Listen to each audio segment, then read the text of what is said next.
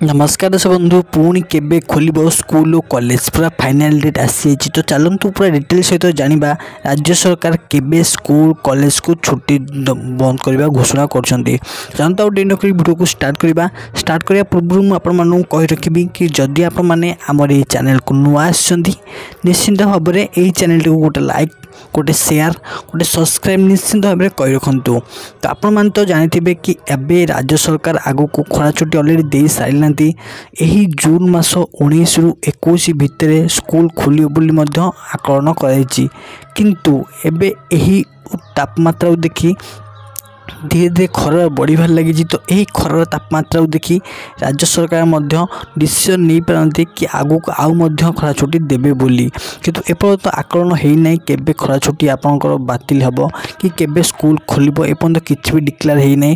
बहुत जल्दी राज्य सरकार यही डिक्लेयर को शीघ्र प्रस्तावना करिया बोली कहिसेंती जहाद्वारा कि पिला माने निजे निजे घरे रही कि सुरक्षित रही पारिबे।